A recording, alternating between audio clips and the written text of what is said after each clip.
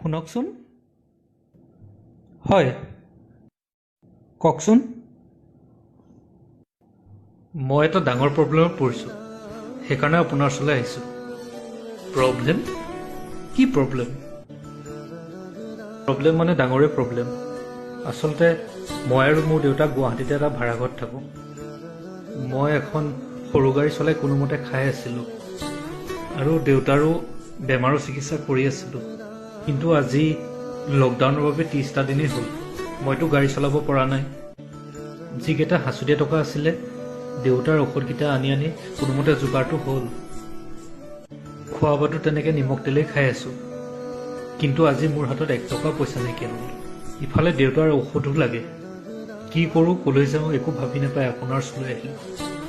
দেউতাৰ ঔষধকেইটা যদি আপোনাৰ ওচৰত আছে বেয়া নাপায় যদি দিয়কচোন। খোলাৰ পিছত মই ধাৰ মাৰি দিম।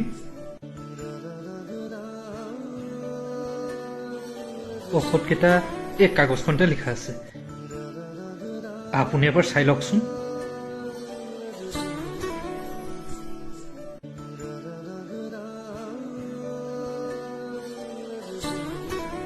থাকোঁতেতো আছে, কিন্তু বাকী দিয়াতহে অসুবিধা হ'ব।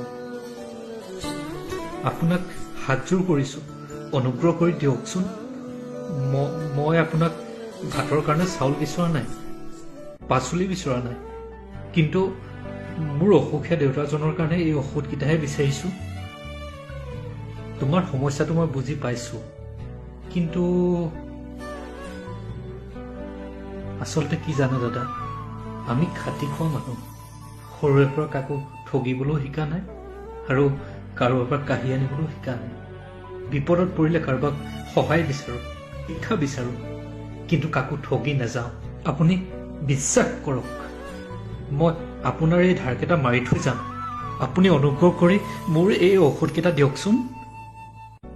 তোমাৰ সমস্যাটো বুজি পাইছোঁ, কিন্তু বৰ্তমান পৰিস্থিতি ইমানেই বেয়া যে আমাৰো অৱস্থা বেয়া হৈ গৈছে। আমাকো অলপমান বুজিবলৈ চেষ্টা কৰা প্লিজ। মই বুজি পাইছোঁ দাদা, কিন্তু পৰিস্থিতিয়ে মোক বাধ্য কৰাইছে। কি কৰিম কওক? মই উপায়হীন হৈ আপোনাৰ ওচৰলৈ আহিছোঁ। যদি আপোনাৰ মোৰ ওপৰত বিশ্বাস নাই, মোক পইচাৰ বাদে যি বিচাৰে বিচাৰক। লাগিলে মোৰ গাড়ীখন মই আপোনাৰ ওচৰত বন্ধকত থৈ যাম, কিন্তু মোক দেউতাৰ ঔষধকেইটা দিয়ক। মই দুসাঁজ নোখোৱাকৈ থাকিব পাৰোঁ, কিন্তু দেউতাই ইমান কোনো কষ্ট পোৱাটো মই সহ্য কৰিব নোৱাৰোঁ। মই আকৌ এবাৰ অনুৰোধ কৰিছোঁ, দিয়ক না দাদা, দিয়ক। সঁচাকৈ তোমাৰ দেউতাৰ প্ৰতি মৰম দেখি মোৰ বেয়া লাগিছে। ঠিক আছে, মই তোমাক মেডিচিন দিম আৰু তুমি যেতিয়াই পাৰা মোক পইচাকেইটা ঘূৰাই দিবা, কাৰণ আমিও যথেষ্ট সমস্যাত পৰি আছোঁ। ঠিক আছে, মই তোমাক দি আছোঁ মেডিচিনকেইটা।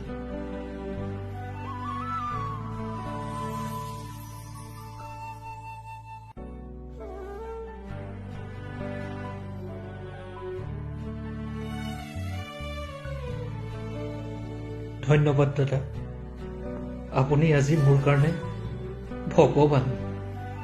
এইকেইটা ঔষধ নহয়, মোৰ দেউতাৰ এটা জীৱন। আপোনাক অশেষ ধন্যবাদ।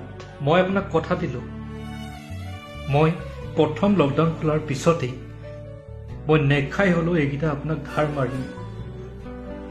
মোৰ মনত থাকিব সদায়, মোৰ দেউতাই জীৱন পাইছে আপোনাৰ কাৰণে। আহোঁ দা, ধন্যবাদ, আহিছোঁ।